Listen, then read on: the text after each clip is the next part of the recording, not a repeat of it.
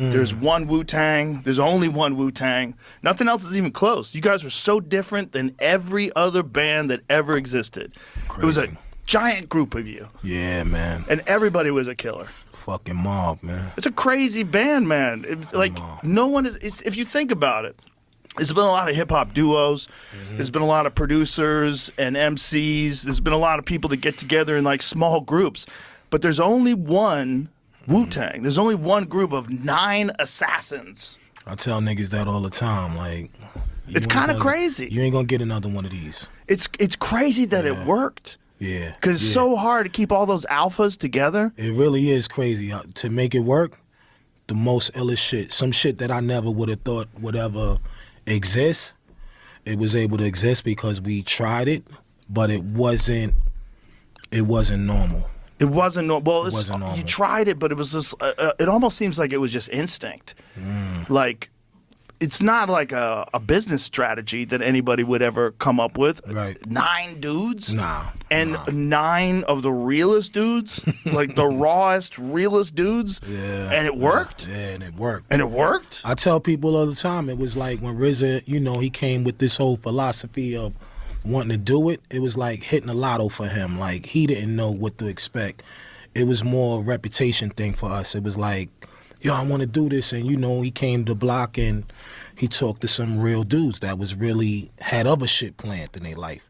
You know, but hip-hop was always like that backpack that we wore every day. But everybody had different plans. So he really literally came in and started to pick motherfuckers that he felt had potential.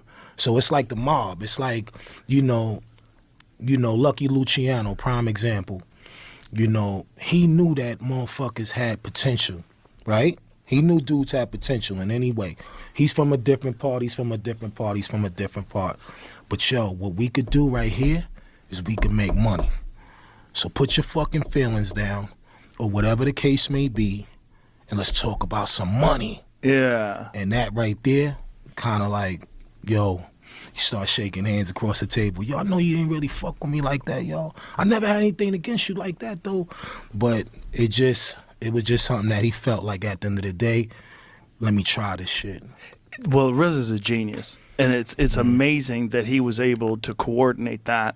Because that's often the case, right? With other killers, like when a dude's a bad motherfucker, they always assume that everybody else doesn't like them. They always assume that everybody else is the enemy or competition. Yep. So to have 9 of you guys together like that as one group, you know, we always, I told you when I sent you a message, I said that we play Protect Your Neck. It's like whenever we have a police escort, that's what's the most hilarious thing. So we do arena shows, we hire a police escort. So it's like fucking sirens and shit. Protect your neck. Oh, and the whole time, whole, it's like the perfect song to play when you're getting a police escort. Oh my God, nah, I know, trust me. These young kids that I have at the club, like I was explaining Wu-Tang Clan to them the other night. I go, you have to understand how wild this band was.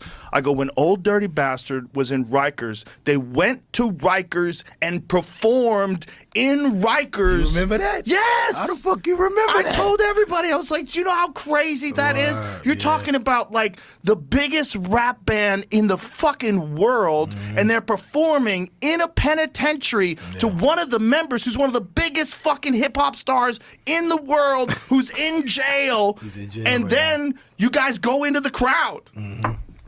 God bless his soul, first and foremost. Oh my God, But, Old Dirty Bastard was a classic. Joe is the funniest shit, because when we came in and when we seen him, he was eating a cheeseburger, laughing and shit. You know, he remind you he never was, you know, dirty. I don't even think I never seen him eat meat like that or whatever the case may be. But we came in, he was eating a cheeseburger and shit, laughing. So we was dying laughing, and they kept, you know, the people up in there, they kept telling us like, yo, y'all can't go into the crowd with everybody. You know, we not gonna hold no responsibility if something happened. So, you know, be like, all right, nah, we ain't going in. Once we got on that stage, it was like, fuck the stage. We out there touching everybody, and wow, it was love, man. It was what a lot of love. That? Man, it had to be what? 98, 97? Wow. 98? No internet. Probably like, none of that shit, though. None of that. What? But, is there even a recording of that anywhere? Nah. God. I don't think so. I don't think so. That would You have know been how wild that video would be? Yeah, I never knew that people seen that. I don't know how the fuck you knew that shit. Like, oh, I heard about it. Yeah, I heard about it. I mean, but they it loved was that stuff. in the news back then that you guys performed in Rikers. Yeah, man. The 90s for hip hop. It was like you have to understand, for young people, you grew up with hip hop, you're only 20 years old, I get it. But you have to understand from my perspective, in 1980, there was no hip hop. In 1992, that was all anybody gave a fuck about. That is crazy for a new art form. To emerge, right? Right. I mean, there was like Sugar Hill Gang, there was some hip hop, but it wasn't the thing until the 90s. And 90s hip hop. It got big. It got big. Yeah. It got so big. I remember. It's so crazy you said that, because I tell people all the time, like, disco to me was hip hop before hip hop was, disco, R&B, everything was a mixture.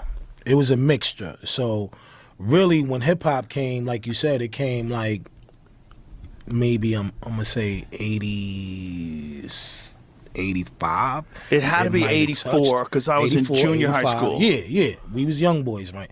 So I would definitely say. You heard something and it was like, oh shit, motherfuckers is rhyming. This shit sound cool though. You know what I mean? It sound cool.